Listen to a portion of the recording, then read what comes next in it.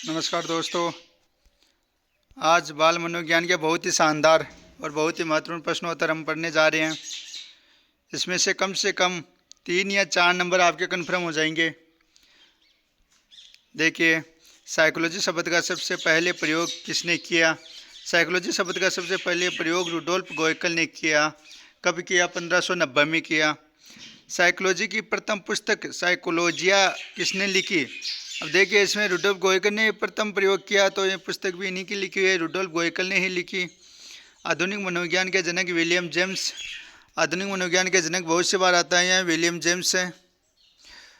आगे देखिए, प्रकायवाद संप्रदाय के जनक विलियम जेम्स। प्रकायवाद संप्रदाय के जनक भी विलियम जेम्स है। शिक्षा मनोविज्ञान के जनक एडवर्ड थार्नडाइक। शिक्षा मनोविज्ञान के जनक कौन है? एडवर्ड थार्नडाइक, बहुत इंपॉर्टेंट है।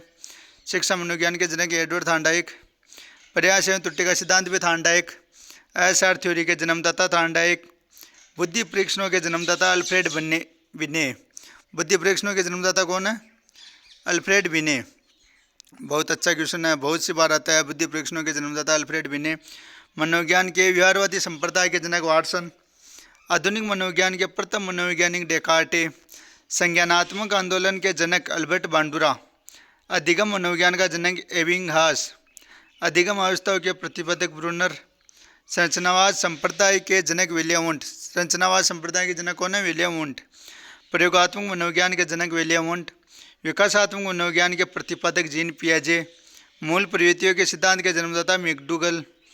बुद्धिलब्धि ज्ञात करने का सूत्र के प्रतिपादक विलियम स्टर्न। बुद्धिलब्धि ज्ञात करने के सूत्र का प्रतिपादक कौन है? William stern. एक खंड बुद्धि का सिद्धांत अल्फ्रेड बिने। एक खंड बुद्धि का सिद्धांत अल्फ्रेड बिने। और देखिए, 2 खंड बुद्धि का सिद्धांत स्पिरमैन। 3 खंड बुद्धि का सिद्धांत स्पिरमैन। द्विखंड और 3 खंड बुद्धि का सिद्धांत दोनों ही स्पिरमैन ने दिए हैं। बहुखंड या बहुतत्व बुद्धि का सिद्धांत किसने दिया? थार्नडाइक ने। बहुखंड या बहुतत्व बुद्धि का सिद्धांत दिया था थार्नडाइक ने।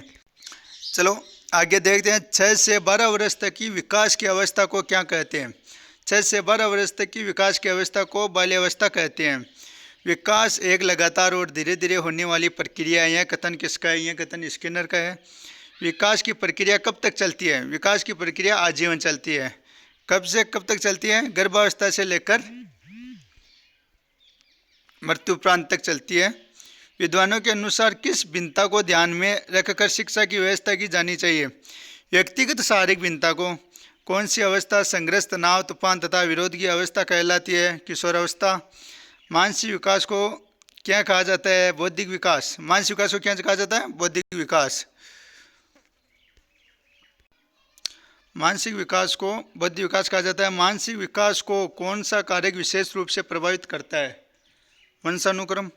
बालक के भावी जीवन का निर्माण किस अवस्था में होता है? बालक के भावी जीवन का निर्माण किस अवस्था में होता है? शैशवावस्था में। व्यक्तिगत भिन्नताओं के किसी एक मुख्य आधार का नाम बताइए। वंशानुक्रम। व्यक्तिगत भिन्नता किस वातावरण के कारण उत्पन्न होती है? भौगोलिक वातावरण के कारण। अंतर्मुखी, बहिर्मुखी तथा उभयमुखी नामक वर्ग किस प्रकार की व्यक्तिगत भिन्नता से संबंधित है? व्यक्तित्व संबंधी भिन्नता से। सीखने के नियम किसने दिया? थार्नडाइक ने। पावलाव ने अपना प्रसिद्ध प्रयोग किस पर किया? कुत्ते पर। पावलाव ने अपना प्रसिद्ध प्रयोग किस पर किया? कुत्ते पर किया था। ठीक है, अब हम आगे देखते हैं। शारीरिक विकास को सर्वाधिक प्रभावित करने वाला कारक कौन सा है? स्वास्थ्य। शारीरिक विकास को सर्वाधिक प्रभावित करने वाला कारक होता है स्वास्थ्य। मानसिक विकास को क्या कहा जाता है? मानसिक विकास को क्या कहते हैं? बौद्धिक विकास भी मानसिक विकास को कहा जाता है। बालक की प्रारंभिक अवस्था को क्या कहा जाता है? देखिए, बालक की प्रारंभिक अवस्था को क्या कहा जाता है? बालक की प्रारंभिक अवस्था को शैशवावस्था कहा जाता है। जीवन का अनोखा काल किस अवस्था को कहा जाता है? बाल्यावस्था। यह बहुत सी बार आया हुआ है। जीवन का अनोखा काल बहुत इंपॉर्टेंट प्रश्न है। जीवन का अनोखा काल बाल्यावस्था को कहा जाता है। स्वतंत्रता व विद्रोह की भावना किस अवस्था में प्रबल होती है? या किशोरावस्था में होती है। व्यक्तिगत भिन्नता किस वातावरण के कारण उत्पन्न होती है? भौगोलिक वातावरण के कारण। सीखने की प्रक्रिया का प्रमुख कारक क्या है? देखिए, सीखने की प्रक्रिया का प्रमुख कारक है प्रेरणा। सूझ के सिद्धांत को और किस नाम से जाना जाता है? गेस्टाल्ट या समग्रार्थी के नाम से। कोयल ने अपना प्रयोग किस पर किया? चिंपैंजी पे।